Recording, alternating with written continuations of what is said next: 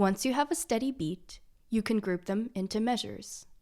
Most commonly, songs have 4 beats in a measure. For the rest of this lesson, let's assume there are 4 beats in each measure. Within a measure, you can assign a certain number of beats to each note. Think of a measure like a loaf of bread and note values like different sized slices.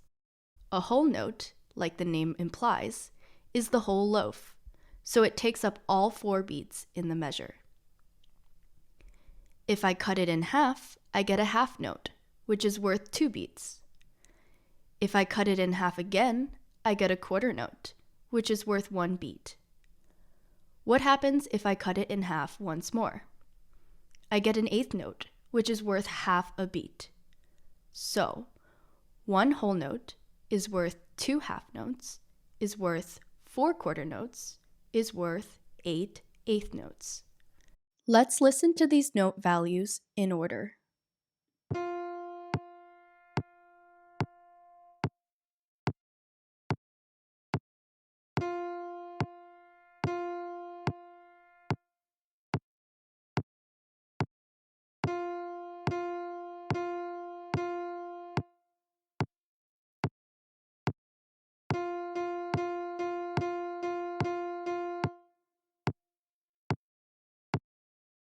The values in each measure have to add up to 4 beats, but not every beat has to be filled with a note. Silences are a big part of music, and they are written using rests. While note symbols tell us how long to play a note, rests tell us how long to pause. Here's a whole rest. Like the whole note, it lasts for the whole measure, or 4 beats. The other note values have counterparts too. This is a half rest, quarter rest, and eighth rest. Now you can mix notes and rests to create interesting rhythms. Here's an example in sheet music form.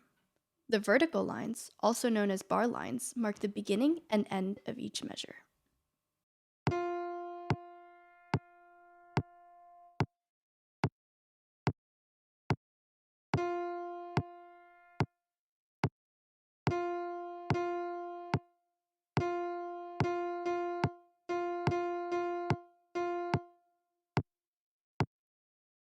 For practice on basic note values, you can go back and try to clap or play along to the last example.